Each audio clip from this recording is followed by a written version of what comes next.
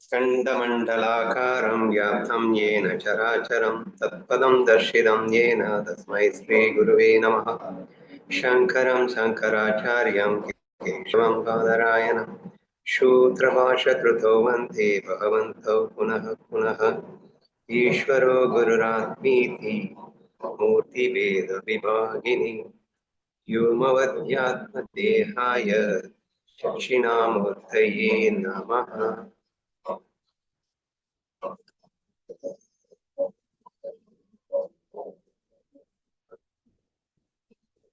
163 ஸ்லோகங்கள் வரை நிறைவு செய்திருக்கிறோம் என்று நினைக்கின்றேன். 154 பார்க்க வேண்டும். அதுக்கு முன்னாடி நான் 162வது ஸ்லோகம் 161ல அர்ஜுனன் சுபத்ரைக்கு பிறந்தது பரீட்சித் மன்னர்னு சொல்லிட்டீங்க. ஆனா அது பரம்பரைன்னு போட்டிருக்கு. அர்ஜுனன் வந்து அதான் சொல்ல வர்றேன். நான் தான் சொல்ல வர்றேன், கொஞ்சம் பொறுமையா இருக்கு. ஓகேவா? ஓகே. 161ல அர்ஜுனன் மற்றும் சுபத்ராவின் வீர பரம்பரையில் பிறந்த அவர் அப்படின்னு நான் சொல்லும் போது, வீர பரம்பரையில் பிறந்தவர் அப்படின்னா அபிமன்யுவுக்கு பிறந்தவர் தான் ஆக்சுவலா வந்து பரீட்சித். சரி, ஆக்சுவலா வந்து வீர பரம்பரையில் பிறந்தவர் அப்படின்றத நான் வந்து சொல்லும் போது என்ன சொல்லிட்டேன் அப்படின்னா, அர்ஜுனன் மற்றும் சுபத்ரையருக்கு பிறந்தவர் அப்படின்ற மாதிரி நான் யூஸ் பண்ணியிருந்தேன் அந்த வேர்டை. அதை திருத்திக்கோங்க. ஸோ ஆக்சுவலா அவருடைய பேரன் தான், ஆக்சுவலி அர்ஜுனனுடைய பேரன் தான் வந்து இந்த பரீட்சித்த வருகிறார். மற்றபடி இவருக்கு பிள்ளையா இருப்பது வந்து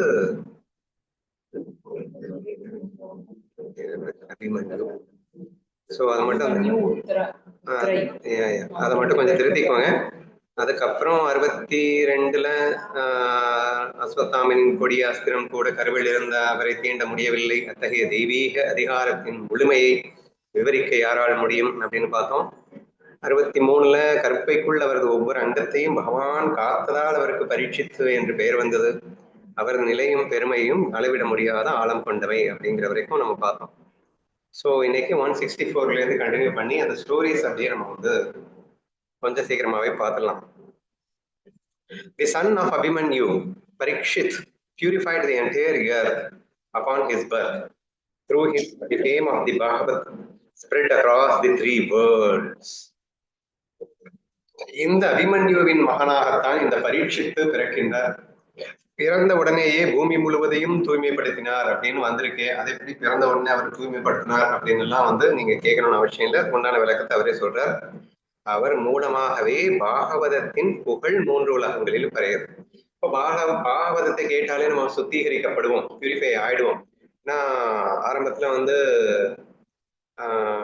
தட்சிணாமூர்த்தி கிட்டே இருந்து பிரம்மாக்கு வந்தது, பிரம்மா கிட்டே இருந்து அவருடைய பிள்ளையான நாரதருக்கு வந்தது, நாரதருக்கு இருந்து அவர் பேர் என்ன ஜனகருக்கு வந்தது, வியாசர் பிள்ளையான சுகருக்கு வந்தது அப்படின்னு சொல்லிட்டு வரிசையா நம்ம அவர் சொல்லும் போதெல்லாம் என்ன சொல்லிட்டு இருந்தாருன்னா, ஜஸ்ட் கேட்டதுனாலேயே அவர்கள் வந்து ஞானிகளானார்கள், அவர்கள் தங்களை உணர்ந்தார்கள், அவர்கள் பிரம்ம பதவியை பெற்றார்கள் அப்படின்னு அந்த வரிசையில நம்ம வரிசையா பார்த்துட்டு வரும்போது என்ன பார்த்தோம் அப்படின்னா, ஜஸ்ட் கேட்டதுனாலேயே அந்த முக்தி அடைந்தவர்கள் அப்படிங்கிற அந்த வர்ணனை தான் நம்ம வரிசையா பார்த்துட்டு வந்தோம். அந்த வரிசையில கடைசியா வர்றது யாரு அப்படின்னா பரீட்சித் அப்படிங்கிற ஒரு மகாராஜ் வர்றாரு. ஸோ இவர் வந்து என்னன்னா, இவருனாலதான் இவருக்கு அந்த கீதையை சொல்லும் பொருட்டு இந்த பாகவதம் அப்படிங்கிறது வந்து அது புகழடைந்தது அப்படின்னா இந்த உலகத்துல எல்லாருமே தெரிந்து கொள்ளும் அளவுக்கு. அப்படின்னா இந்த ஞானேஸ்வரி பகவத்கீதா அப்படிங்கிறது வழியா ஒரு குரு வழியா ஒரு சிஷ்யன், ஒரு குரு வழியா ஒரு சிஷ்யன் வந்துட்டு இதுக்கு மேலே இந்த மாதிரி வண்டி போயிட்டு இருந்ததுன்னா வேலைக்கு ஆகாதுன்னு சொல்லிட்டு ஞானேஸ்வரியில அவர் வந்து எல்லாத்துக்குமா சேர்த்து நான் தர்றேன் அப்படின்னு சொன்னார் இல்லையா. அதே மாதிரி இந்த பாகவதம் அப்படிங்கிறது இந்த மாதிரி ஒவ்வொருத்தருக்கு ஒருத்தரா வந்துகிட்டு இருந்த அந்த விஷயம் இந்த பரீட்சித் மகாராஜுக்கு இந்த பாகவத கதைகள் சொல்வதன் வாயிலாக ஒட்டுமொத்த உலகத்துக்குமே இந்த பாகவதம் வந்துருச்சு. சரியா? அதனாலதான் உலகத்தை சுத்திகரித்தார். அவர் பிறந்த உடனேயே பூமி முழுவதும் தூய்மையானது அப்படிங்கிறதுக்கு ரீசன் என்னன்னா, அதுக்கப்புறம் இந்த ஒவ்வொருத்தருக்கு அப்படிங்கிறதெல்லாம் இல்லாம எல்லாற்றுக்குமாக இந்த பாகவதம் வழங்கப்பட்டது அப்படிங்கிற காரணத்தினால அந்த பெருமை அவருக்கு ஏற்பட்டது அப்படிங்கிறது இந்த இடத்துல புரிஞ்சுக்கோங்க. ஓகேவா? அவர் மூலமாகத்தான் பாகவதத்தின் புகழ் 3 உலகங்களிலும் பரவியது அப்படின்னு புரிஞ்சுக்கணும். ஓகேவா? Next 165. Within him was the union of detachment and discrimination. Seeing his intense spiritual thirst, even Sukha became exceedingly happy. அவருடைய தகுதி, அவருடைய வேட்கை, அவருடைய மோட்சத்துவம் இதையெல்லாம் சுகருக்கு கண்டு மிகவும் மகிழ்ச்சி அடைகிறார் அப்படின்னு வருது. யாருக்குள்ள? பரீட்சித்திற்குள்ள வைராகியமும் விவேகமும் ஒன்றிணைந்து இருந்தன. அவரது தீவிர ஆன்மீக தாகத்தை கண்டு சுகமுனிவர் கூட மிகுந்த மகிழ்ச்சி அடைந்தார். சுகர் 100% ஃபேமஸ் ஃபார் விரக்தர் அப்படின்னு சொல்றதுக்கு. ஆனா அவரே இவரை பார்த்து வியக்கக்கூடிய அளவுக்கு இவர் வைராகியம் பெற்றிருந்தார் அப்படிங்கிறதுனால சுகமுனிவரே வியக்கும் அளவிற்கு இவர் இருந்தார் அப்படிங்கிற ஒரு பாயிண்ட் வந்து ஸ்பெஷல் பாயிண்டா வருது. சரியா? வைராகியம் வைராகியம் அப்படின்னா என்ன அர்த்தம்னா உலக பற்று இல்லாதிருத்தல், உலக விஷயங்களில் ஆசையற்று இருத்தல். இதற்கு பேர் வந்து வைராகியம்னு பேரு. மெட்டீரியலிஸ்டிக் வேர்ல்டுல எவன் ஒருத்தன் தாகம் இல்லாம இருக்கானோ அவன் வைராகியத்துல இருக்கான் அப்படின்னு அர்த்தம். ஓகேவா? அப்போ அந்த வைராகியம் யார்கிட்ட இருக்கு? பரீட்சித்துக்கிட்ட இருக்கு. அண்ட் மொமெண்ட் வைராகியா கெட்ஸ் இன்னா என்ன வரும் உங்களுக்கு? விவேகம் ஆட்டோமேட்டிக்கா வந்துடும். அந்த ரெண்டுமே அவர்கிட்ட இருந்ததுனால அவர் மிகுந்த ஆன்மீக தாகத்தை கொண்டிருந்தார். அதை கண்டு சுகமுனிவரே மிகவும் மகிழ்ச்சி அடையும் வரைக்கும் அவர் தகுதி வாய்ந்தவராக இருந்தார் என்று இந்த ஸ்லோகம் சுட்டிக்காட்டுகிறது. 166. For the sake of a Brahmin's curse, he renounced his kingdom for Brahma knowledge. I bow with my entire being to the feet of such a great soul. இப்போ அந்த பரீட்சித் மகாராஜுக்கு ஒரு பெரிய வணக்கத்தை சொல்லுகின்றார் ஏகநாதர். ஒரு பிராமணரின் சாபத்தையே நிமித்தமாக கொண்டு பிரம்ம ஞானத்திற்காக அவர் தனது ராஜ்யத்தை துறந்தார். அத்தகைய மகாத்மாக்களின் பாதங்களில் எனது முழு உணர்வோடு தலை வணங்குகிறேன் அப்படின்னு சொல்லி ஏக்நாத் மகாராஜ் வந்து இந்த கிரந்தத்தின் துவக்கத்துல எல்லாருக்கும் வணக்கம் செலுத்திட்டு வர்றார். அப்போ இந்த பரீட்சித் யார் அப்படிங்கிற முழுமையான விவரத்தை கொடுத்து விட்டு வணக்கம் செலுத்துகிறார். அவ்வளவுதான். ஓகேவா? ஏன்னா மற்ற எல்லாரையும் வந்து எல்லாருக்கும் தெரியும். இதுவும் இவரும் தெரிஞ்சிருந்தாலும் இந்த கதை அவரை பற்றிய விஷயமா அவர் மூலியமாக நமக்கு வந்தது என்ற காரணத்தினால் அவரை பற்றி ஒரு விரிவான விளக்கத்தை கொடுத்து விட்டு ஒரு பெரிய கும்பிடு போட்டாச்சு அப்படின்னா வணக்கம் செலுத்தியாச்சு. ஓகேவா? அவர் சொல்லும் போது இந்த கதையெல்லாம் வந்து மறுபடியும் நம்ம எலாபரேட்டா சொல்லணும்னு அவசியம் இல்லை. பரீட்சித் மகாராஜ் வந்து ஒரு காட்டுல வந்து ரொம்ப தாகத்தோட போயிட்டு இருக்கும் போது ஒரு தண்ணி வேணும்னு ஒரு மகான் கிட்ட கேட்க, அவர் வந்து தியானத்துல அமர்ந்திருக்க, என்னடா ஒரு மன்னன் வந்ததை கூட பார்க்காம இவர் இப்படி இருக்காரு என்று இவருக்குள் கலியின் பிடியில் இருந்ததால் கோபம் கொள்ள, அதனால ஒரு செத்த பாம்பினை அவர் தலைமேல் போட, இதை கண்ட அவரது மகன் வந்து ஒரு வாரத்தில் இவன் பாம்பு கடித்து சாக வேண்டும் என்று சாபம் கொடுக்க. ஸோ இதெல்லாம் கதையும் உங்களுக்கு தெரியும்ன்றதுனால நான் ஷார்ட்டா சொல்லிட்டேன். ஸோ அதுக்கப்புறம் இவர் வீட்டுக்கு வந்ததுக்கு அப்புறம் இவரும் ரியலைஸ் பண்றாரு. அதுக்கப்புறம் அந்த முனிவருக்கும் அந்த மேட்ரு தெரியுது, தன் பையன் வந்து இந்த மாதிரி சபிஷ்டானே, அவர் பெரிய நல்ல முனிவராச்சு, நல்ல மன்னனாச்சே, நல்ல மன்னனுக்கு இப்படி ஒரு கதி வந்து விட்டதே. சரி, இருக்க போறது அந்த 1 வீக், அந்த 1 வீக்ல அவன் நற்கதி அடைய வேண்டியது ஏதாவது உபாயம் தந்து விடலாம் என்று நேரடியாக அவரே சென்று குருவை கண்டு நீ 1 வீக்ல சாக போறேன்ற விஷயத்த சொல்லிடுறாரு. சொல்லிட்டு நீ குருவை போய் பாருன்னு சொல்லிடுறாரு. அப்போ அவர் குருவை பார்த்து, இப்போ அந்த சுகமுனிவர் அப்படிங்கிறவர், கவலைப்படாதா, நான் உனக்கு பிரம்ம ரகசியத்தை, அதாவது பாகவதத்தின் வாயிலாக உன்னை பிரம்மமாக்குகின்றேன் என்ற ஒரு முயற்சி அங்கே நடந்தது. இது ஷார்ட்டா அந்த ஸ்டோரி. ஸோ அதை இங்கே ஷார்ட்டா சொல்லியிருக்காரு. ஒரு பிராமரின் சாபத்தையே நிமித்தமாக கொண்டு பிரம்ம ஞானத்திற்காக அவர் ராஜ்யத்தையே துறந்தார். இது ஒரு பெரிய விஷயம் இல்லை. எப்படியும் அவன் வாழ்ந்துச்சு செத்துதான் போக போறேன் அப்படிங்கிறப்ப ராஜ்யத்தை துறக்கிறது பெரிய விஷயம் இல்லை அப்படிங்கிற மாதிரி உங்க காதுகள் உங்க மனசு உணர்வுகளாக. But that's not the case actually. ஞான தாகம் இல்லை அப்படின்னு சொன்னா கண்டிப்பா நீங்க இந்த மரண பயம் அப்படிங்கிறது ஒரு மோசமான ஒரு பயமா. அந்த லாஸ்ட் மொமெண்ட்ல உயிர் பிரிய போகுது அப்படிங்கிறப்போ அப்படி கஷ்டப்படுவாங்களாம். சரியா?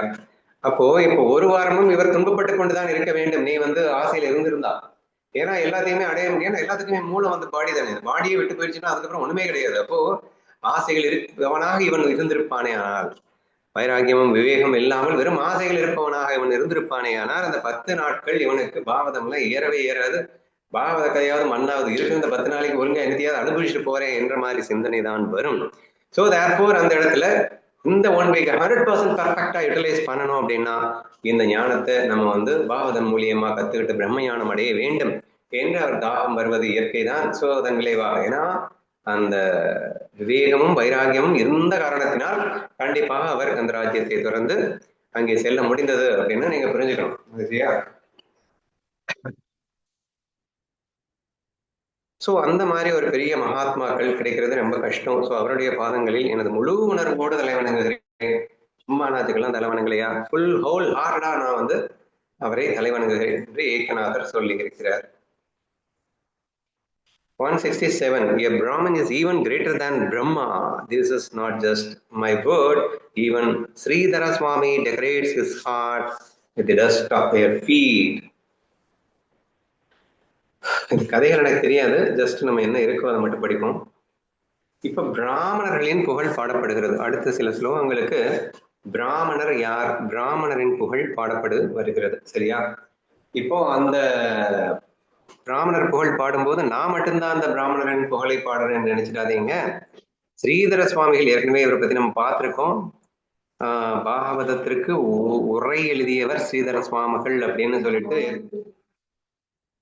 அதான் நம்ம ஏற்கனவே ஏக்நாத் பாகவதத்துல ஒரு 13, 30, 40 ஸ்லோகங்களுக்கு முன்னாடி இவர் இன்ட்ரடியூஸ் பண்ணியிருந்தார் ஏற்கனவே. சரியா? அந்த ஸ்ரீதர சுவாமிகள் கூட அவர்கள் எந்த அளவுக்கு மதிச்சிருக்காங்கன்றதான் இங்க சொல்லியிருக்கு. பிராமணர் பிரம்மாவையும் விட மேலானவர். இந்த இடத்துல பிரம்மா அப்படின்னு சொல்றது தேவலோகத்துல இருக்கிற பிரம்மா, விஷ்ணு, சிவா அப்படிங்கிற அந்த படைப்பு கடவுளான பிரம்மான்னு எடுத்துக்கோங்க. இது எனது சொல் மட்டுமல்ல, ஸ்ரீதர சுவாமிகள் கூட அவர்களின் பாத தூசியை தனது இதயத்தில் ஆபரணமாக அணிந்து கொள்கிறார். பிராமணர்களின் பாத தூளியை எடுத்து தன் இதயத்தில் ஆபரணமாக வைத்திருக்கிறாராம் ஸ்ரீதர சுவாமிகள். சரியா? அவர் ஒரு பெரிய ஞானி, அவர் வந்து பாகவதத்துக்கு உரை எழுதியவர் அப்படின்னு ஏற்கனவே இன்ட்ரடியூஸ் ஆயிடுச்சு. ஸோ தேர்ஃபோர் நான் மட்டும் இதை சொல்லலன்னு நினைச்சிடாதீங்க, இட்ஸ் அ ட்ரூ அப்படின்னு. பொதுவாக ஞானிகள் எழுதும்போது தான் சொல்வதாக சொல்வதில்லை, அதற்கு பிரமாணமாக வேதங்களையும் அல்லது மற்ற ஞான குறிப்புகளையும் காட்டுவது வழக்கம். ஸோ அதன் அடிப்படையில் இந்த மாதிரி வந்திருக்கு அப்படின்றத மட்டும் நீங்கள் புரிஞ்சுக்கோங்க. ஸோ தேர்ஃபோர் பிராமணர் அப்படிங்கிறவர் மிகவும் உயர்ந்தவர், அதை நான் மட்டும் சொல்லலை, ஸ்ரீதர் சுவாமிகளும் சேர்ந்தேதான் சொல்லியிருக்கின்றார் என்று இந்த பிராமணரின் புகழ் பாடல் ஆரம்பிக்கின்றது. 168. பிராமணர் அப்படிங்கிறவர் வந்து ஜாதி கிடையாது, அதாவது பிரம்மத்தை உணர்ந்தவர் தான் பிராமணர்னு சொல்லுவாங்க. ஆமா, அதை சொல்ல மறந்துருச்சு. ஆக்சுவலி பிராமணர் யார் அப்படிங்கிற அந்த கேள்வி கேட்டீங்க அப்படின்னா, பிரம்மத்தை உணர்ந்தவன் பிராமணன். சிம்பிளா சொல்லணும்னா ஞானிகளைத்தான் பிராமணர் என்று அழைப்பார்கள். பிரம்மத்தை உணர்ந்தவர்களுக்கு தான் ஞானிகள்னு பேரு, சந்துக்கள்னு பேரு, யோகிகள்னு பேரு. ஸோ அவர்களுக்கு இன்னொரு பெயர் பிராமணர்னு வச்சுக்கோங்க. ஏற்கனவே எல்லா ஞானிகளும் பயங்கரமா கும்பிட்டாச்சு. இப்போ ஸ்பெஷலா மறுபடியும் பிராமணர் என்ற தலைப்பிலே ஞானிகளை பற்றிய ஒரு புகழ் இப்போது ஆரம்பமாகின்றது. 168. Therefore the god of சொல்லு. பிரம்மாவுக்கும் பிராமணருக்கும் அந்த நான் கொஞ்சம் கீழே இறக்குங்களேன். 167. பிராமணர் பிரம்மாவை விட மேல. பிரம்மா வந்து படைக்கக்கூடியவர், இந்த மாயையில அதாவது மாயைய வந்து கொடுக்கக்கூடியவர். ஆனா பிராமணர் அப்படிங்கிறவர் வந்து நம்மள அந்த ஞானத்திலையும் பக்தியிலையும் வந்து திளைக்க வச்சு தானும் இருக்கக்கூடியவர். அதனாலதான் இவரை விட இவர் வந்து மேலானவர் அப்படின்னு சொல்றாரு.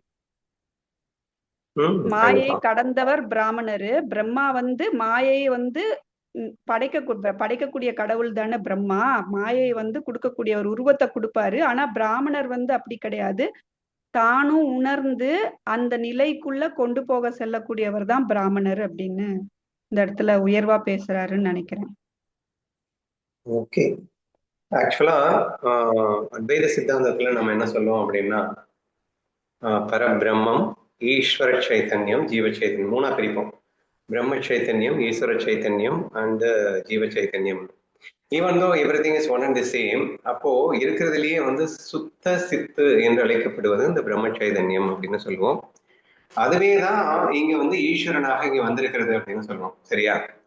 அண்ட் நெக்ஸ்ட் அப்கோர்ஸ் அதுவே தான் ஜீவனாகவும் வந்திருக்கு.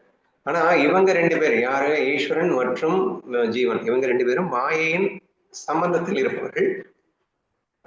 சுத்த பிரம்மம் என்பது மாயைக்கு அப்பால் உள்ளது, மாயை கடந்த நிலையில் உள்ளது அப்படிங்கிறத நம்ம பார்க்கிறோம். ஆஸ் ஃபார் அஸ் ஞானம் அப்படிங்கிறத நீங்க ஞான கண் கொண்டு நீங்கள் பார்த்தீர்கள் என்றால் we cannot find any difference at all. அஜ்ஞானத்திலேருந்து பார்க்கும்போது நீங்க வந்து டிஃபரன்ஷியேட் பண்ணி காக்கலாம், இது என்ன மாயையில இருக்கு, இந்த ஜீவன் அஜ்ஞானத்துக்குள்ள எல்லாம் இருக்க முடியும். பட் அப்ப கூட ஈஸ்வரன் இஸ் நித்திய முக்தன் என்றே அவன் அழைக்கப்படுகின்றான். இந்த இடத்துல பிரம்மா அப்படிங்கிறது படைப்பு கடவுளை குறிக்கிறது என்று சொன்னாலும் கூட நான் ஏற்கனவே சொல்லிட்டேன், லைக் சரஸ்வதி, கணபதி, எக்கச்சக்கமான தேவர்களை அவர் வழிபட்டு கொண்டே வருகிறார். அந்த வரிசையில இந்த விஷ்ணு, பிரம்மா, சிவா எல்லாமே தேவர்களோடு நீங்கள் லிங்க் பண்ணிக்கலாம். இப்படி எத்தனையோ கடவுள்கள் இருக்கிறார்கள் அப்படின்னு நீங்க நினைச்சா கூட இவர்கள் எல்லாத்தையுமே நீங்க கம்பைண்டா நீங்க என்ன புரிஞ்சுக்கணும்னா ஈஸ்வர சைதன்யம் அப்படின்னே புரிஞ்சுக்கோங்க.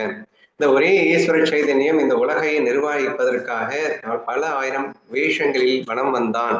அது ஒவ்வொரு கடவுள்களாக இங்கே நம்ம பேசிக் கொண்டிருக்கிறோம் அப்படின்னு எல்லாம் வந்து ஏற்கனவே சொல்லியிருக்கேன். ஸோ அந்த அடிப்படையில இந்த இடத்துல நீங்க பிராமணர் பிரம்மாவை விட மேலானவர் அப்படின்னு சொன்னா ஒரு ஞானி இறைவனை விட மேலானவர் அப்படின்னு சொன்னதா எடுத்துக்கலாம். அதுக்கு நம்ம எக்கச்சக்கமா ஏற்கனவே டிஸ்கஸ் பண்ணியாச்சு. ஏனென்றால் ஞானி என்பவர் பிரம்மமாகவே இருக்கின்றார், இறைவனும் பிரம்மமாகவே இருந்தாலும் அந்த மேஜர் டிஃபரன்ஸ் என்னன்னா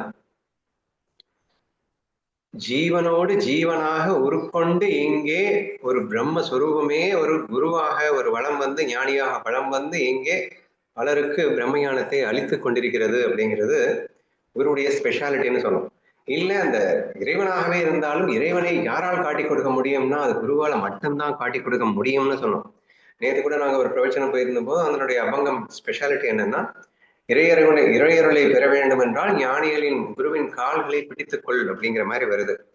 அப்போ மாதா பிதா குரு தெய்வம் அப்படிங்கிற அடிப்படையில கூட தெய்வத்தை விட குரு உயர்ந்தவர் என்ற ஒரு விஷயமே நமக்கு எப்போதும் சொல்லப்பட்டு வந்து கொண்டிருக்கிறது என்பதை எல்லோரும் அறிவோம்.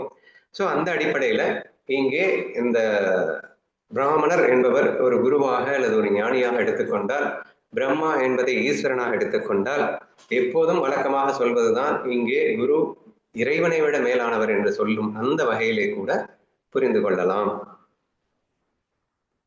அதே மாதிரி ஸ்ரீதர சுவாமிகள் வந்து பக்தியும் ஞானமும் வந்து ஒண்ணுன்னு வந்து காட்டினவர்.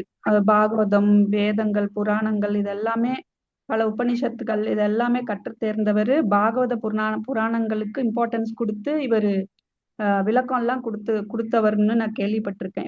இவருமே மகாராஷ்டிராவை சார்ந்தவர் தான் கேள்விப்பட்டிருக்கேன் நான். அது மாதிரி இவர் வந்து வெளியில பக்தியும் எவ்வளவுதான் அத்வைத ஞானம் தெரிஞ்சுக்கிட்டாலும் கூட பக்திய வெளியில வச்சுக்கிட்டு ஞானத்தை உள்ள வச்சுக்கிட்டு அந்த ரெண்டையுமே மிஸ் பண்ணாம ஒண்ணுன்னு சொல்லி கொடுத்து அதன்படி வாழ்ந்தவர். அப்படிங்கும்போது இவர் வந்து அந்த பிராமணர் அப்படி அந்த பிரம்மத்தை சார்ந்து இருக்கக்கூடிய அந்த பிராமணர் அப்படின்னா ரொம்ப பிடிக்குமா. அதனால அவருடைய அந்த பாத தூசிய வந்து ஹிருதயத்துல வச்சுப்பாங்க அப்படிங்கிற மாதிரி கதை இருக்கு. ஓகே ஓகேம்மா, இந்த டீட்டெயில்ஸ் எனக்கு தெரியாதுன்றதுனால அதை சொல்றாங்கன்னு அதையும் தெரிஞ்சுக்கோங்க. 168 போவோம். Therefore the god of Brahma is the Brahmin. மறுபடியும் சேம் புகழாரம் தொடர்கிறது. This is the absolute truth. Narayana in the form of the Vedas was nurtured and grew within their womb. எனவே பிரம்மாவிற்கே கடவுள் யாருன்னு சொன்னா பிராமணன் தான் சொல்ல வேண்டியது இருக்கு. படைப்பு கடவுள் அப்படின்னு சொல்லி அனைவருக்கும் கடவுள் யாருன்னா பிரம்மான்னு நம்ம பொதுவா சொல்றோம். ஆனா அந்த ஈஸ்வரனுக்கே அல்லது இறைவனுக்கே கடவுள் யாருன்னா பிராமணர் தான். ஏன்னா பிரம்மஸ்வரூபத்துல இருந்துதான் ஃபர்ஸ்ட் ஆஃப் ஆல் ஈஸ்வர சேதனையுமே வந்திருக்கு. அப்போ யாரு யாருக்கு அப்பான்னு சொல்றது அல்லது படைத்தவன் யார் அப்படின்னா பிரம்மம் தான் ஈஸ்வரனாக வலம் வருகிறது. இறைவனை படைத்ததே பிரம்மம் தான் என்று பார்க்கும்போது அந்த பிரம்மமே வடிவானவர்கள் இந்த பிராமணர்கள் குரு அப்படிங்கிறதுனால there is no big objection is going to be there. எனவே பிரம்மாவிற்கே கடவுள் பிராமணர்னு சொல்றதுல எல்லாருக்குமே ஈஸியா புரியும் அப்படின்னு நினைக்கிறேன். இது மிகவும் சத்தியமான உண்மை அப்படின்னு சொல்லியிருக்காரு. yes of course we understood very well. இது கண்டிப்பாக சத்தியமான உண்மை. வேத வடிவிலான நாராயணன் அவர்களின் கருணையாலேயே வளர்ந்து பெருகினார்.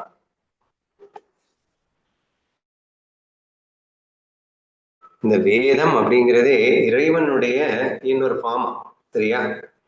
வேதம்ங்கிறது என்னமோ நினைச்சிடக்கூடாது, இறைவனுக்கு இன்னொரு வடிவம் கொடுத்தா அது வேதம்னு சொல்லலாம். சோ அப்போ வேத வடிவிலான நாராயணன். சரி, அப்போ இந்த பிராமணர்களின் கருணையால் தான் வளர்ந்து பெறுகிறார். அந்த வேதத்தை எல்லாம் வந்து யாராலையும் புரிஞ்சுக்க முடியாதுங்க அவ்வளவு ஈஸியா.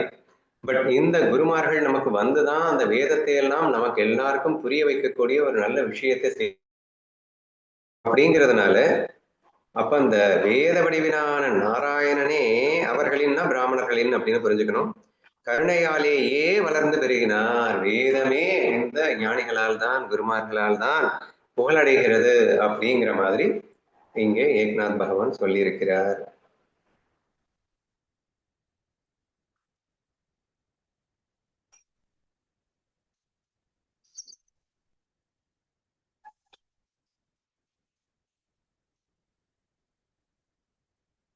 Now we have to see 169.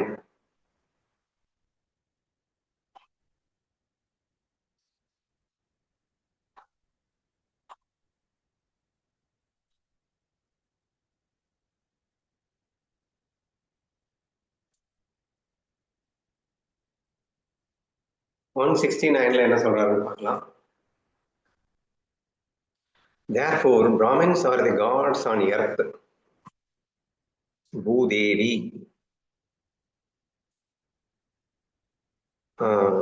அதாவது குருமார்களும் ஞானிகளையும் அல்லது பிராமணர்களையும் யாருன்னு சொல்லலாமா? பூமிக்கே கடவுள்னு சொல்லலாம். ஏன்னா அந்த பூமிக்கே வந்து நற்கதியை கருவது யாரு அப்படின்னு சொன்னா இந்த பிராமணர்கள் குரு அப்படிங்கிறதுனால பூமிக்கே கடவுள் அப்படின்னு சொல்லலாமா? They are the very essence of Brahman. Those who do not worship them are unfortunate and truly luckless. உண்மையில் பரபிரம்ம ஸ்வரூபமே அவர்களாக இருக்கிறார்கள் அப்படின்னு அழகா எக்ஸ்பிளைன் பண்றாரு. தமிழ்ல படிக்கிறேன். எனவே அந்தணர்கள் பூதேவர்கள், பூமிக்கே கடவுள், பூமிக்கே தெய்வங்கள், அவர்கள் பிரம்மத்தின் நிஜ வடிவம். அடிக்கடி நம்ம திரும்ப திரும்ப வந்து இந்த ஒரு ஸ்பெஷாலிட்டியை தான் சொல்லிக்கிட்டே இருக்கோம். பிரம்மத்துக்கு வடிவம் இல்லைன்னு நம்ம சொல்றது உண்டு. பிரம்மம் அகர்த்தா போக்தா நிர்விகாரன் நிராகாரன் என்று சொல்வதுண்டு. ஆனால் அவனே ஒரு ஆகாரம் கொண்டு ஒரு உருவத்தோடு நம் முன்னே தோன்றுகின்றான் என்றால் பிரம்மத்தின் வடிவமே இங்கே குருமார்களையும் ஞானிகளாகவும் நாம் காண வேண்டும் அப்படின்னு அடிக்கடி சொல்லியிருக்கோம். அதனால அவர்கள் பிரம்மத்தின் நிஜ வடிவம் என்று நாம் சொன்னால் தவறல்ல. அவர்களை போற்றாதவர்கள் பாக்கியமற்றவர்கள் மற்றும் துரதிருஷ்டசாலிகள்.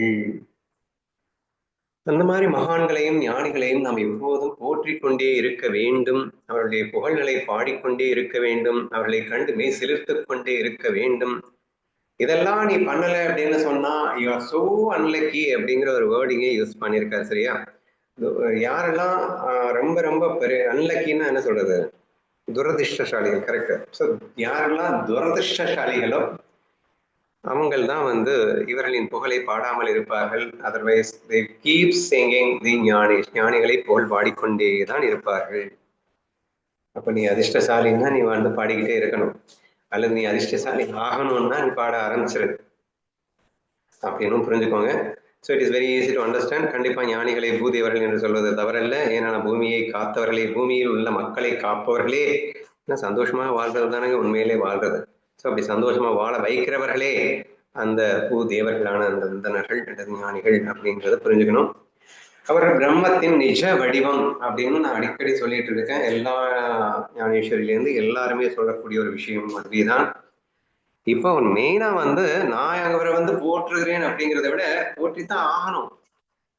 போற்றல அப்படின்னா யுவர் சோ அன்லக்கிடா அப்படிங்கிற மாதிரி ஒரு எக்ஸ்ட்ரா ஃபீல் கொடுத்திருக்காரு அப்படின்னு புரிஞ்சுப்போம். Let's go for 170 now. Behold the wonder of the Brahmin's power. Even God becomes bound by their command. Through a simple mantra, the divine manifests in an idol during its consecration. அந்தணர்களின் மகிமையை பாருங்கள். அவர்களின் கட்டளைக்கு தெய்வமே கட்டுப்படுகிறது. ஆக்சுவலா அந்த பக்தனை பத்தி பேசும்போது, சரணாகதி அடைந்த பக்தனை பத்தி பேசும்போது, நீ உத்தரவிட்டால் நான் என்ன வேணா பண்ணுவேன் அப்படின்னு சொல்லிட்டு கண்ணனே வந்து உத்தரவு கொடுக்குறான். நீ ஆர்டர் கூட போட வேணாம், நீ நினைச்சாலே போதும் நான் அதை நிறைவேற்றி தருவேன் அப்படிங்கிற அளவுக்கு இறைவன் பேசியதையெல்லாம் நாம் கண்டிருக்கின்றோம். அப்போ இறைவன் அடிமையே ஆயிடுதுன்னு சொல்றான். நீ ஞானி ஆயிட்டேன் அல்லது எனக்கு பக்தன் ஆயிட்டேன், நான் சரண்டர் ஆயிட்டேன் அப்படின்னா நான் உனக்கு அடிமையாவே மாறிடுவேன் என்று சொல்வதை எல்லாம் நாம் கேள்விப்பட்டிருக்கின்றோம். ஸோ தேர்ஃபோர் இதை வந்து பெரிய ஆச்சரியப்பட வேண்டிய விஷயம் இல்லை. ஞானிகளின் மகிமையை பாருங்கள். அவர்களின் கட்டளைக்கு தெய்வமே கட்டுப்படுகிறது. ஏன்னா தெய்வமே தன்னை அடிமையாக ஃபீல் செய்யறான் அப்படிங்கிறதெல்லாம் நமக்கு தெரிஞ்ச விஷயம்தான். ஒரு சில மந்திரங்களாலேயே சிலைகளில் தெய்வீக சக்தியை அவர்களால் ஆவாகனம் செய்ய முடிகிறது. இது வந்து நம்ம கோவில்களில அந்த இறைவனை பிரதிஷ்டை செய்வது அப்படின்னு சொல்லிட்டு இந்த வேத மந்திரங்களை எல்லாம் ஓதி அந்த இறைவனை அங்கே உருவாக்குகின்றார்கள் அப்படிங்கிறது உங்களுக்கு எல்லாருக்குமே தெரியும். கோவில ஃபர்ஸ்ட் நீங்க கோயிலை கட்டினீங்கன்னா கும்பாபிஷேகம் பண்ணுவாங்க. அதுல முக்கியமா வந்து அந்த சிலையை வைத்து நிறைய மந்திரங்கள் செய்வாங்க. இப்ப என்ன ஆகுறான்னா தெய்வத்தையே அவர்கள் உருவாக்குகிறார்கள்னு புரியுதா? தெய்வீக சக்தியையே அவர்களால் ஆவாகனம் செய்ய முடிகிறது. ஒரு கோயில், ஒரு சிலைக்குள்ள, ஒரு கல்லுக்குள்ள அவர்களால் கொண்டு வர முடிகிறது என்பதையெல்லாம் வைத்து பார்க்கும்போது அவர்களின் பெருமையை நாம் வர்ணித்துத்தான் ஆக வேண்டும், சொல்லித்தான் ஆக வேண்டும் அப்படிங்கிறது தான் அவர் இங்கே சொல்லியிருக்கிறாரு.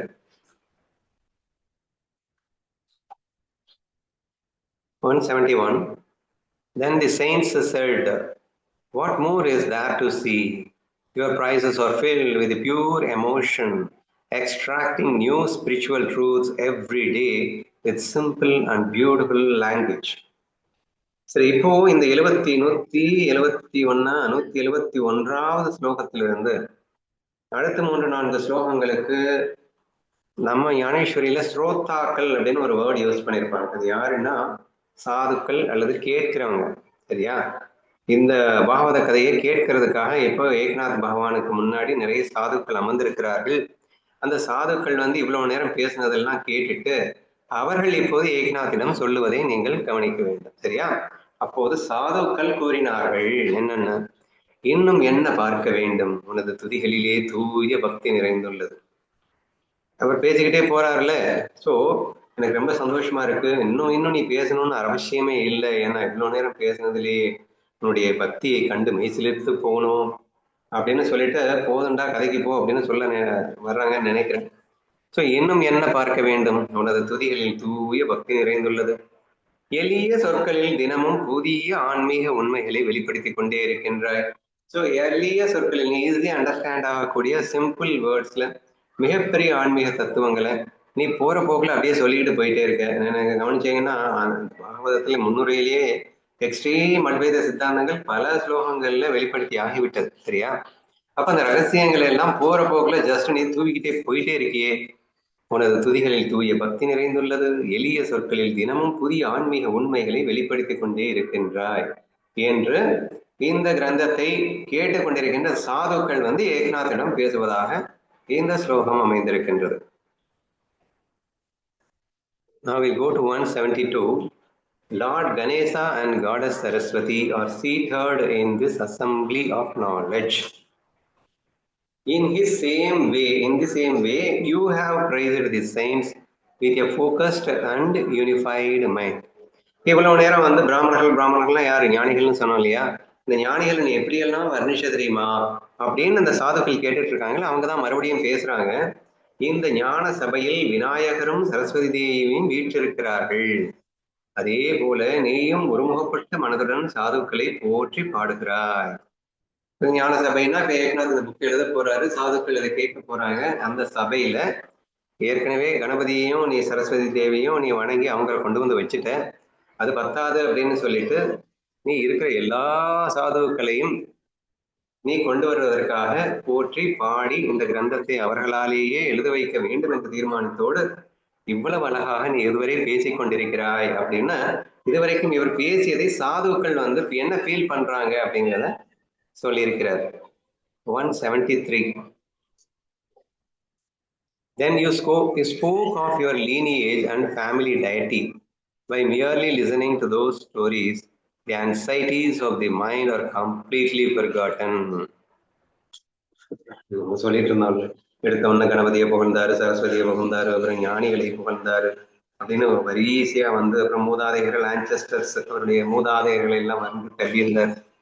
அதுக்கப்புறம் தன் குருவை பாட்டார், அதை முக்கியமா சொல்ல மறந்துடுச்சு. அதுக்கப்புறம் மூதாதையர்களை வர்ணித்தார். அதுக்கப்புறம் வந்து செயின்ஸ் லைக் இந்த பாகவத கிரந்தத்திற்கு மூலம் என்ன காரணம் அப்படின்னு வைஷ்ணவர்களை வழங்கியதுல இருந்து ஆரம்பித்து அது எல்லாம் வந்து எந்த வரைக்கும் அவர் என்னென்ன சொன்னாங்க அப்படிங்கிறத கேட்டுக்கொண்டிருந்த சாதுக்கள் வந்து ஒரு தடவை வந்து ஏக்நாத் கிட்ட பிரசன்ட் பண்றாங்க. நீ என்னென்னலாம் எவ்வளவு அழகா நீ எங்களுக்காக இந்த உண்மைகள் எல்லாம் போற போக்குல அப்படியே எடுத்துட்டு சொல்லிட்டு போற தெரியுமா அப்படின்னு சொல்லிக்கொண்டே இந்த ஞான சபையில் விநாயகரும் சரஸ்வதி தேவியும் வீட்டிருக்கிறார்கள். அதே போல நீயும் ஒருமுகப்பட்ட மனதுடன் சாதுக்களை போற்றி பாடுகிறாய். அப்படின்னு சொல்லி முடிச்ச கையோட அது மட்டும் பண்ண, உன் குலத்தை பற்றியும் குல தெய்வத்தை பற்றியும் பாடினாயே, இந்த கதைகளை கேட்பதாலேயே மனதின் கவலைகள் அனைத்தும் முற்றிலுமாக நீங்கிவிடாதா? நீ என்னென்னலாம் எவ்வளவு அழகா சொல்லிட்டு வந்த தெரியுமா? இப்படி எல்லாரையும் வழிபட்டதோடு மட்டும் இல்லாம உன் குல தெய்வத்தையும் வழிபட்டாய். அது மட்டும் இல்லாம குலத்தையும் வழிபட்டாய். குல தெய்வத்தை வழிபட்டுதான் நீங்க பார்த்திருப்பீங்க. அது போக குலத்தை அப்படின்னா தாத்தாக்கள் வரிசையா, என் அப்பா யாரு தாத்தா யாருன்னு வரிசையா சொன்னாங்க இல்லையா? சோ குலத்தையும் வழிபட்டாய், குல தெய்வத்தையும் பற்றியும் பாடினாய். இந்த கதைகளை கேட்பதாலேயே மனதின் கவலைகள் அனைத்தும் முற்றிலுமாக நீங்கிவிடும்.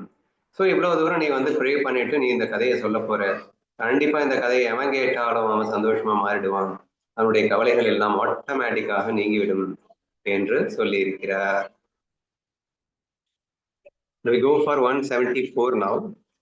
The same devotion one has for the feet of the saint should be kept for Brahmins.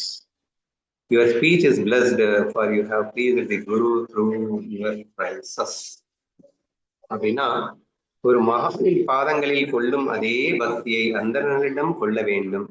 வரிசையா வர்ணிச்சு வர்றது அப்படியே கண்டினியூ பண்ணிட்டு போறாரு. சோ மகான்களை வர்ணிச்சு, ஞானிகளை வர்ணிச்சு அப்படியே வர்ணிச்சு வரும்போது அந்தனர் அப்படின்னா, இங்க அந்தனர் அப்படிங்கிறவர்கள் நீ என்ன புரிஞ்சுக்கணும் அப்படின்னு சொன்னா, பிரம்மத்தில் சரித்தவர்கள் அப்படின்னு போது ஞானிகள்னு சொன்னோம்.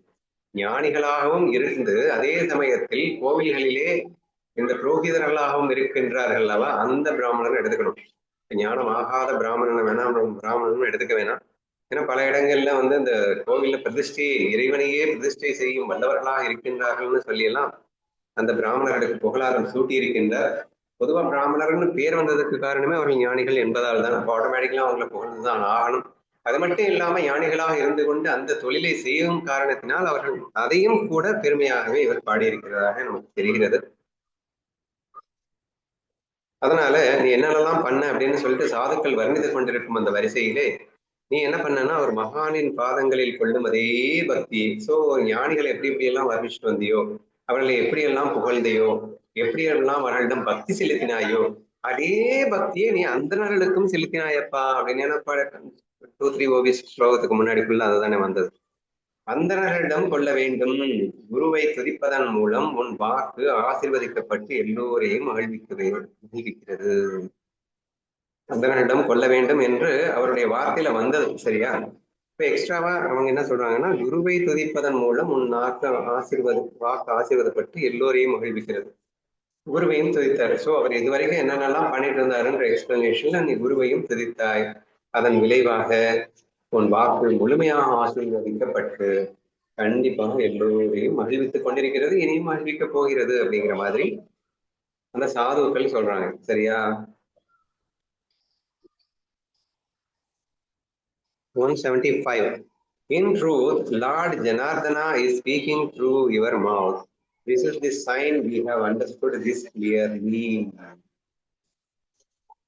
உண்மையில் உன் குருவான ஜனார்தனரே உன் வாய் வழியாக பேசுகிறார். இதுவே அடையாளம். இதை நாம் தெளிவாக புரிந்து கொண்டோம். இதுதான் எத்தனை சுவாமிலமா இத்தனை ஞானிகளையும் கூப்பிட்டு நீங்க தான் எழுதணும், எல்லா பிளஸிங்ஸ் கொடுங்க, ஒட்டுமொத்தமா எல்லார்ட்டையும் அருளை வாங்கி தள்ளிட்டாரு. நான் தான் எழுதலேன்னு சொல்லிட்டாரு. சோ கேட்ட அந்த சாதுக்களுக்கு அது புரியாம போகுமா? அதனால சாதுக்கள் வந்து நாங்க நல்லா புரிஞ்சுட்டோம்டா, கண்டிப்பா நீ வந்து எழுத போறது இல்லடா, உன் குரு தாண்டா எழுத போறாரு, அது எங்களுக்கு ரொம்ப ஸ்பஷ்டமா நீ பேசுனதுல இருந்து எங்களுக்கு புரிஞ்சிடுச்சோ என்று சொல்லுகிறார். எப்படி? உண்மையில் உன் குருவான ஜனார்தனரே உன் வாய் வழியாக பேசுகிறார். இதுவே அடையாளம். இதை நாங்கள் தெளிவாக புரிந்து கொண்டோம். No doubt in that. ஏன்னா இவ்வளவு தூரம் புரியாம போகுமா? என்ன ஒரு தடவை 2 தடவையா சொன்னேன், இல்ல ஒரு ஞானியா 2 ஞானியா கூட்டிட்டு வந்தா சொன்னேன். இவ்வளவும் சொன்னதுக்கு அப்புறம் எங்களுக்கு ஏண்டா புரியாம போகுது? நல்லா புரிஞ்சு கொடுத்தோ. நீ எழுத போறதில்ல, நீ பேச போறதில்ல, உன் குரு ஜனார்தனர் தான் உன் வாயில இருந்து எழுதுறார் என்று சொல்லி அந்த சாதுக்கள் சொல்லிக் கொண்டிருக்கிறார்கள். As the tide of spiritual insights rises, steady your mind for a moment. Now continue with the narration of the upcoming story with Om Risal. கேட்டுக்கொண்டிருந்த சாதுக்கள் வந்து இப்போ ஏக்நாத் மகாராஜுக்கு உத்தரவு போடுறாங்க. போதண்டா, நீ இப்ப கதைக்கு வாயேண்டா என்று அழைக்கிறார்கள். ஆன்மீக உண்மைகளின் ஓட்டம் அதிகரிக்கும் போது ஒரு நிமிடம் மனதை நிலை நிறுத்து. இப்போது அடுத்தடுத்து கதைகளை உறுதியுடன் தொடர்ந்து விவரிப்பாயாக. நீ பாட்டுக்கு வந்து இங்க வந்து ஸ்பிரிச்சுவல் இன்சைட்ஸ் ரைசஸ் அப்படின்னு போட்டிருக்க. அதாவது ஆன்மீக உண்மைகளை பத்தி நீ பேச ஆரம்பிக்கும் போது அது அப்படியே பொங்கி போய்கிட்டே இருக்கு. சரியா? சைடுன்னா அலைகள், அலை அலையா அலை அலையா நீ பாட்டுக்கு பேசிக்கிட்டே இருக்கு. போதும்டா, ஒரு நிமிஷம் மனசை ஸ்டாப் பண்ணு. இப்போ நீ வந்து அடுத்தடுத்து கதைகள்ல உறுதியுடன் தொடர்ந்து எங்களுக்கு அடுத்து என்ன சொல்லணும்னு இருக்கோ அதை நீ சொல்ல ஸ்டார்ட் பண்ணே என்று சாதுக்கள் ஏக்நாத் மகாராஜிடம் விண்ணப்பத்தை வைத்து விட்டார்கள். இப்போ ஏக்நாத் மகாராஜ் பேசுறாரு. I had momentarily forgotten this feeling, but you have kindly reminded me. Therefore, with true devotion, I place my head at your feet. அந்த சாதுக்களுக்காக எக்ஸ்ட்ரா ஒரு பெரிய வணக்கத்தை போட்டுறாரு. ஐயோ, நான் சற்றே இந்த ஞானிகளை வணங்குகின்றேன் என்ற பெயரிலே நான் என்ன பேச வேண்டும் என்பதை மறந்துவிட்டேன் ஐயா. நான் இந்த உணர்வை சற்று மறந்திருந்தேன். ஆனால் நீங்கள் எனக்கு நினைவுபடுத்தி விட்டீர்கள். அதனால் தூய பக்தியுடன் உங்கள் பாதங்களில் சரணடைகின்றேன். இத்தனை பேர்கிட்ட சரணடைஞ்சது பார்த்தாதா? இப்ப கேட்டுட்டு இருக்கிற நம்மகிட்டையும் சேர்ந்து சரணடைகிறார் ஏக்நாதர். சரியா? ஜஸ்ட் அந்த சாதுக்களையும் ஞானிகளையும் பற்றி பேச ஆரம்பிச்சுட்டா வண்டி வந்து மனசு அப்படியே டைவர்ட் ஆகி அதுலேயே போயிட்டே இருக்குல்ல. என்ன பண்றது, நான் மிஸ் ஆயிடுறேன். எனிவே நீங்க ஞாபகப்படுத்திட்டீங்க, ரொம்ப தேங்க்யூ. அதே மாதிரி நீங்க ஞாபகப்படுத்தினதுக்காகவே உங்ககிட்ட நான் சரண்டர் ஆயிடுறேன் என்று தூய பக்தியோடு உங்கள் பாதங்களில் சரணடைகிறேன் அப்படின்னு சொல்லியிருக்கார். ஓகேவா?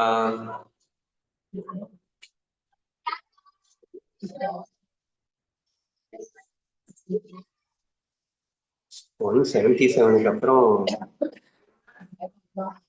187 போயிடுச்சு. ஏதோ மிஸ் பண்ணிட்டேன்னு நினைக்கிறேன்.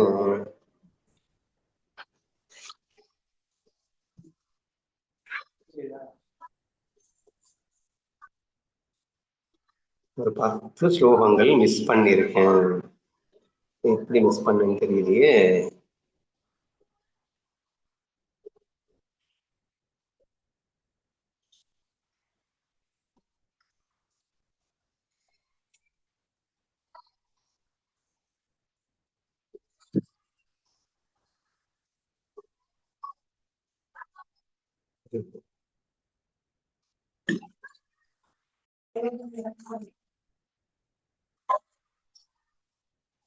ஓவி நம்பர் 178 நம்ம கண்டினியூ பண்ணிருக்கோம். Wherever you see any deficiency or lack in my work, please complete it. Only by your acceptance among the righteous will this book achieve its true purpose. நம்ம ஞானதேவர் எப்படி சாதுக்களை கொண்டாடுவாங்களோ அதே மாதிரி இவர் கொண்டாட ஆரம்பிச்சிட்டாரு. ஸோ நீங்க வந்துதான் எனக்கு வந்து என் தவறுகளை எல்லாம் சுட்டி காட்ட வேண்டும். நான் ஏதாவது தப்பு பண்ணிட்டா என்ன திருத்துங்க என்றெல்லாம் அவர் சொல்லுவார் இல்லையா? அதே மாதிரி இங்க சொல்ல ஆரம்பிச்சிட்டார். எனது பணியில் எங்கு குறை அல்லது பற்றாக்குறை கண்டாலும் தயவு செய்து அதை நிறைவு செய்யுங்கள். இப்போ இந்த புக்கை நான் வந்து எழுதுறேன், இப்போ சொல்ல போறாரு. சரியா? இவர் சொல்லிட்டே இருப்பாரு, அவன் கேட்கணும். கேட்கறவங்களுடைய அந்த அட்டென்ஷன் தான் என்ன சொல்ல வைக்குது அப்படின்னு சொல்லியிருப்பாரு ஞானதேவர். இங்க என்ன சொல்றாரு? நான் அப்படி ஏதாவது தப்பு பண்ணேன்னா, இதுல ஏதாவது பற்றாக்குறை இருந்ததுன்னா, சரியா சொல்லலை, கம்மியா சொல்லிட்டேன், இந்த மாதிரி என்ன ஃபீல் பண்ணாலும், இல்லை ஏதாவது குறையா சொன்னிருந்தேன்னா, தப்பு பண்ணேன்னா தயவு செய்து அதை நிறைவு செய்யுங்கள். சாதுக்களாகிய நீங்கள் ஏற்றுக்கொண்டால் மட்டுமே இந்த நூல் அதன் உண்மையான நோக்கத்தையே அடையும். ஸோ நீங்க அதை அக்செப்ட் பண்ணிக்கல அப்படின்னு சொன்னா what is the use of writing all these things sir? So அப்போ இதுல இருந்தே நமக்கு தெரியுது, எல்லாருக்கும் எல்லாம் தெரியும். பட் இப்ப இங்கே சாதுக்கள் வேஷத்தில் அவர்கள் இருக்கிறார்கள் என்ற உணர்வோடு ஞானதேவர் எழுதியார் என்று சொன்னோம். எப்படி சொன்னோமோ அதே மாதிரிதான் கிட்டத்தட்ட இங்கேயும் சொல்லப்படுவதாக வருகிறது. ஸோ ஏக்நாத் மகாராஜ் வந்து இங்க சாதுக்களை பார்த்து, இவங்களாலதான் நான் வந்து புக் எழுதிட்டு இருக்கேன், நான் ஏதாவது தப்பு பண்ணிட்டா அதை திருத்துங்க, மேலும் இந்த நூலினுடைய உண்மையான நோக்கமே நிறைவடையணும்னா அது உங்க சப்போர்ட் இருந்தா மட்டும்தான் முடியும் என்று சொல்லி சொல்றார். So 179. The saints replied, excellent, well done. This foundation of the book is beautiful. Now quickly begin the Marathi commentary on this Sanskrit text. போதுண்டா இவ்வளவு நேரம் ஃபவுண்டேஷன் போட்டது, ஆரம்பிடா அப்படின்னு சொல்றாங்க. சாதுக்கள் பதிலளித்தனர், மிகவும் சிறப்பு, நன்று. இந்த நூலின் முகவுரை அழகாக அமைந்து விட்டது. இப்போது சமஸ்கிருத உரையின் மராத்தி விளக்கத்தை விரைவாக தொடங்குங்கள். இப்போ ஆக்சுவலா வந்து பகவத்கீதைங்கிறது கண்ணன் கீதை அர்ஜுனனுக்கு சொன்ன ஒரு 700 ஸ்லோகங்கள், சரியா? அந்த 700 ஸ்லோகங்களை நம்ம ஞானதேவர் என்ன பண்ணாரு அப்படின்னா ஒவ்வொரு ஸ்லோகத்துக்கும் விரிவான மராட்டி விளக்க முறை கொடுத்தார் அப்படின்னு உங்களுக்கு எல்லாருக்கும் தெரியும் இல்லையா? அதே மாதிரி இங்க இப்போ பாகவதம் அப்படிங்கிறது சான்ஸ்கிரிட்ல எழுதப்பட்ட ஒரு விஷயம். அதுல ஒரு ஸ்லோகமா எழுதப்பட்ட அந்த ஒரு ஸ்லோகத்துக்கும் நம்ம ஞானதேவர் மாதிரி விஸ்தாரமான ஒரு விளக்கம் இவர் கொடுக்கின்றார், மராட்டியில கொடுக்கின்றார். சோ அதை நீங்க ஸ்டார்ட் பண்ணுங்க அப்படின்னு சொல்லி அந்த சாதுக்கள் எல்லாம் வந்து இப்ப ரிக்வெஸ்ட் பண்றாங்க, சரியா? சோ இந்த நூலின் முகவரை நல்லாவே முடிஞ்சிருச்சு. இப்போது சமஸ்கிருத உரையின் மராட்டி விளக்கத்தை நீங்கள் விரைவாக தொடங்குங்கள் அப்படின்னு சொல்லிட்டாங்க. 180ல on these words I place my faith. By resting my head at your feet, I shall now begin the narration of the story as per your command. நீங்க உத்தரவு கொடுத்ததுக்கு அப்புறம் நான் சும்மா இருப்பேனா, ஆரம்பிச்சிடுவோம் அப்படின்னு ஏக்நாத் வந்து மறுபடியும் சாதுக்களின் விவரம் பேசுகிறார்கள். இந்த வார்த்தைகளின் மேல் நான் நம்பிக்கை வைக்கின்றேன். உங்கள் பாதங்களில் தலைவணங்கி உங்கள் கட்டளைப்படி இப்போதே கதையை விவரிக்க தொடங்குகிறேன் அப்படின்னு சொல்லிட்டார். கண்டிப்பா நீங்களே சொல்லிட்டீங்கல்ல, எனக்கு பூரண நம்பிக்கை வந்துருச்சு. இனிமே நான் உங்க பாதத்துல என் தலைய வச்சுட்டு உங்க கட்டளைய நான் நிறைவேற்றுறதுக்கு தயாராயிட்டேன். ஸோ அந்த ஈகோலெஸ் நேச்சரை வந்து பாருங்க, ஞானதேவர் கிட்ட பார்த்த அதே விஷயம்தான் இங்கேயும் வருது. ஸோ கம்ப்ளீட்டா தன் பாதங்களில் உங்கள் பாதங்களில் என் தலையை வைத்துவிட்டு வணங்கிவிட்டு உங்கள் கட்டளையை நிறைவேற்ற தயாராகிவிட்டேன் அப்படின்னு சொல்லிட்டு, இப்ப யாரு வந்து யாருக்கு பகவான், யாரு யாருக்கு வந்து அடிமை அப்படிங்கிறது புரியுதா? சோ அவர் வந்து அவங்க எல்லாம் முதலாளிங்க மாதிரி, இவர் சேவகன் மாதிரி, அவங்க கட்டளை இட்டுட்டாங்க அப்படிங்கிறதுனால இவர் வந்து அவங்க காலில் விழுந்துட்டு இவர் வந்து சேவை பண்ண போற மாதிரியும் ஒரு விஷயம் தான் இங்க பிரசன்ட் பண்ணியிருக்காரு, சரியா? So just you should find out what is the egoless nature in his presentation அப்படிங்கிறது மட்டும் கவனிங்க. Next 181. In the forest of Naimisharanya, sage Sukha Shuta சுகாதா சூத முனிவராம்பா, சூத முனிவர், சூதா, சுகர் இல்ல சூதா. நைமிசாரண்யம் அப்படிங்கிற காட்டுல சூத முனிவர் அப்படின்னு ஒருத்தர் இருந்திருக்காரு. அவர் வந்து ஷௌனகா அண்ட் அதர் சேஜஸ் கிட்ட பேசியிருக்காரு. Connecting the context of the stories told previously. மறுபடியும் அந்த பாகவத கதை எப்படி ஸ்டார்ட் ஆச்சு, அந்த பரீட்சத்துக்கு வந்து அதுல இருந்து வந்ததுன்னு ஒரு பெரிய கதை சொல்லி முடிச்சாருல்ல, அந்த கதையின் தொடக்கத்திற்கு வர்றார், சரியா? நைமிசாரண்ய வனத்திலே சூத முனிவர் ஷௌனகர் மற்றும் பிற முனிவர்களிடம் இதற்கு முன் கூறப்பட்ட கதைகளின் தொடர்ச்சியை விளக்கினார். சோ யார் யார்கிட்ட சொல்லிட்டு இருக்காங்க இப்போ? சூத முனிவர், நைமிசாரண்ய வனத்திலே சூத முனிவர் வந்து சௌனகர் மற்றும் பல முனிவர்களுக்கு இந்த கதையை சொல்லிட்டு இருந்தாங்களாம், சரியா? அதுக்கப்புறம் know that the 10th canto concluded the 9 characteristics of the Lord. Now in the 11th canto, the Sri Krishna describes the signs of liberation. 10வது ஸ்கந்தம் இறைவனின் 9 பண்புகளை விவரித்து முடிந்தது. இப்போது 11வது ஸ்கந்தத்திலே ஸ்ரீகிருஷ்ணர் முக்திக்கான வழிகளை விவரிக்கின்றார். இந்த பாகவதத்தை பத்தி நைமிசாரண்யத்துல இந்த சூத முனிவர் வந்து சௌனருக்கு முனிவரிடம் சொல்லி கொண்டிருந்தார் அல்லவா, அந்த கதையை பற்றிய ஒரு விஷயம் இதுல 10வது ஸ்கந்தம் இறைவனின் 9 பண்புகளை விவரித்து முடித்தது. இப்போ ஒவ்வொரு ஸ்கந்தத்திலையும் என்னென்ன சொல்லியிருக்கு அப்படிங்கறது டீட்டெயில போகல அவரு. ஸோ டைரக்டா 10, 11ல என்ன இருக்கு அப்படிங்கிறத சொல்ல வர்றாரு. 10வது ஸ்கந்தத்துல இவங்க பேசிட்டு இருக்காரு இல்லையா, அந்த சூத முனிவர் வந்து 10வது ஸ்கந்தத்துல என்ன பேசியிருந்தாரு? இறைவனின் 9 பண்புகளை விவரித்து முடித்தார்.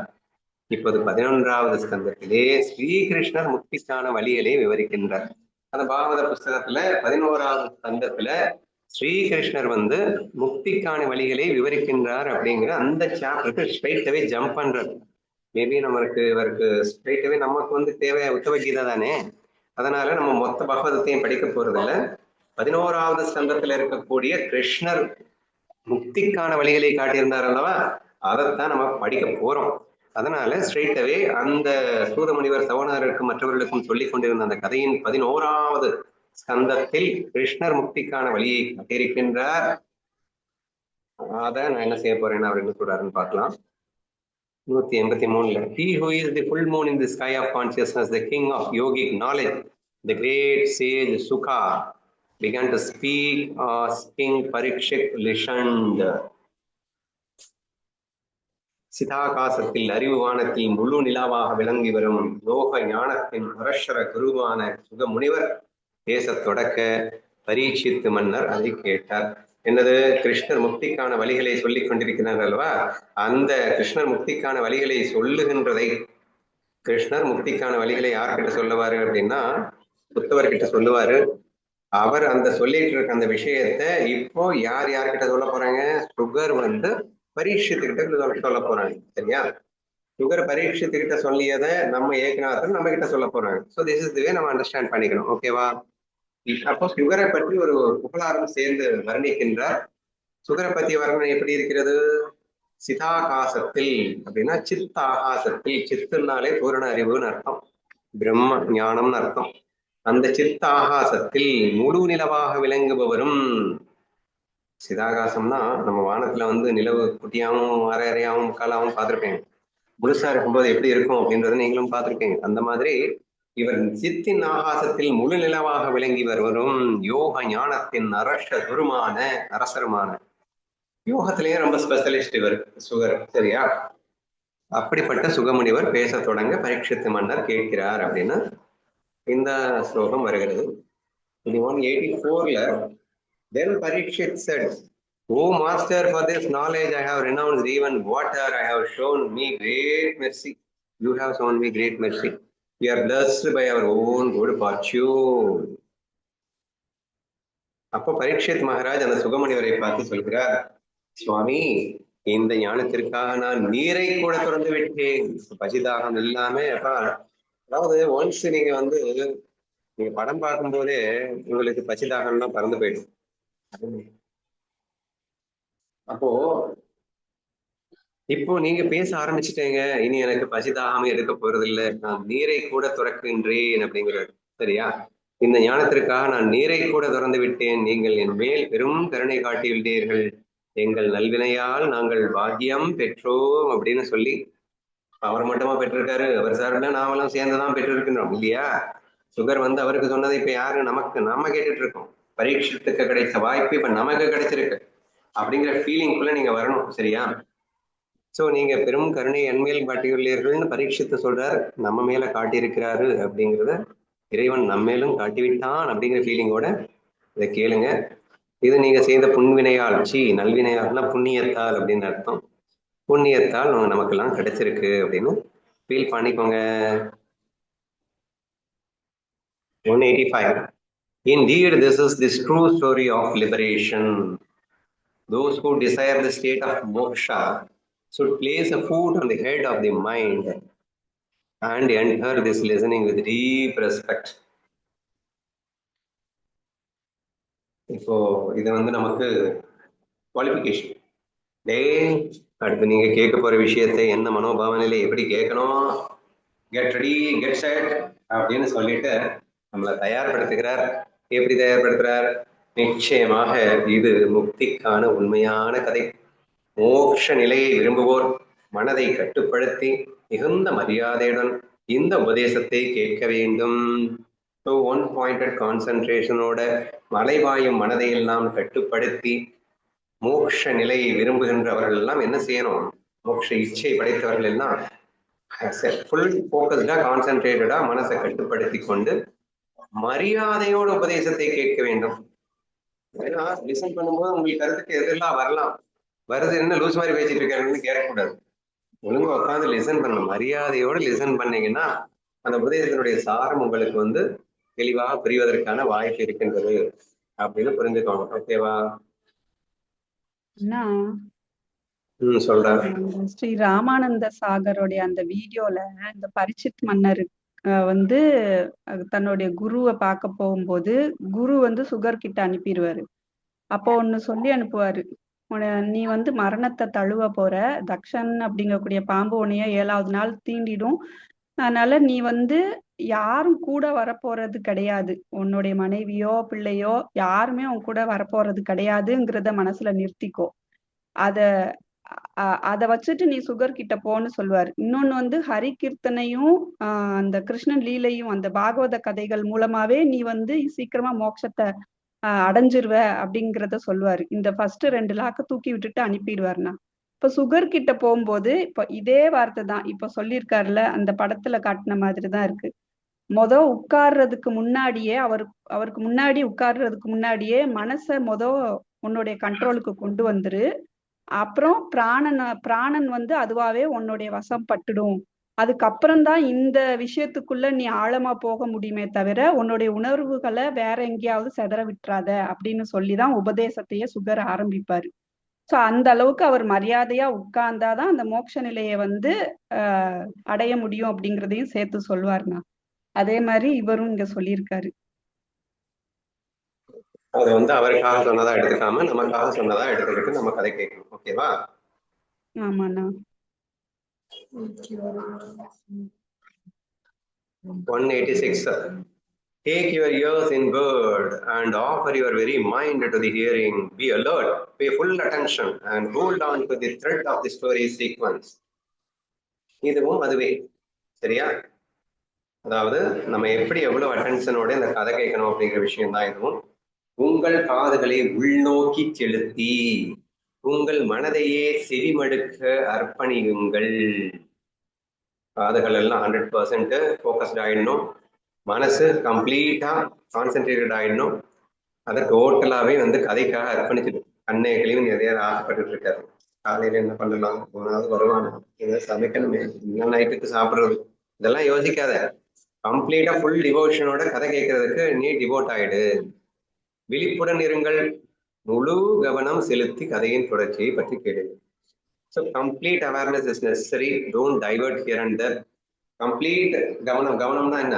Focus and concentration தான். அகைன் அங்க எங்கேயும் அலைபாயாம கம்ப்ளீட் ஃபோக்கஸோட நீங்க இங்க இருக்கணும். அப்போ கதையின் தொடர்ச்சியை நான் தொடங்க போவதற்கு முன்னாடி இதெல்லாம் எச்சரிக்கையாக நமக்கு வைக்கின்றார். God has taken many avatars, but the wonder of this avatar is unique. Even the gods cannot grasp its true intent. Behold the unfathomable play of Hari. நீ அடுத்து வருகின்ற ஒரு 10 ஓவிகளும் கிருஷ்ணனின் புராணங்களை பாடுகிறது, கிருஷ்ண பக்தியை பற்றி பேசுகிறது, கண்ணனின் குணங்களை பற்றி பேசுகிறது. அதை என்னால் இவ்வளவு வேகமாக எல்லாம் சொல்ல முடியாது. கண்டிப்பாக அதை நாளைக்கு அந்த கண்ணனின் குணநலங்கள், அவன் எப்படியெல்லாம் அவன் வந்து இந்த பூலோகத்திற்கு வந்து நம்மிடம் லீலை புரிந்தான் என்ற விஷயங்கள், அதை நம்ம நல்லாவே அனுபவிக்க ட்ரை பண்ணுவோம். இந்த ஸ்லோகத்துல இறைவன் பல அவதாரங்களை எடுத்துள்ளார். ஆனால் இந்த கிருஷ்ண அவதாரத்தின் அதிசயம் தனித்துவமானது. தேவர்களாலேயே இதன் நோக்கத்தை புரிந்து கொள்ள முடியாது. ஹரியின் லீலையை பாருங்கள் அப்படின்னு சொல்லிட்டு இந்த ஹரியின் லீலையை பற்றின வர்ணனை என்ன தொடங்க போகுது. ஆக்சுவலா இன்னும் இன்ட்ரோடக்ஷன் தான். சரியா? இன்னும் வந்து பாகவதம் எல்லாம் நம்ம போகல.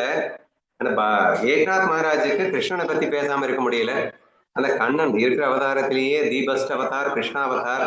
ஸோ அவன் என்னென்னலாம் லீலை பண்ணான், அவன் எப்படி எல்லாம் இருந்தான், தேவர்களாலேயே புரிந்து கொள்ள முடியாதவனாக இருந்தானே, அவனது லீலையை பத்தி பேசாம எப்படி இவரால் இருக்க முடியும்? ஸோ அடுத்து வருகின்ற ஸ்லோகங்கள் எல்லாம் அந்த ஸ்ரீகிருஷ்ணனின் லீலைகளை பற்றி மிக விரிவாக எடுத்து சொல்லுகின்றன. அதை நாளை நாம் பார்க்கலாம். We should start from 188 அப்படிங்கிறத ஞாபகம் வச்சுக்கோங்க. ஓகேவா? 187 தானே நான் முடிச்சிருக்கீங்க. Yeah, that's why we have to start from 188. Okay.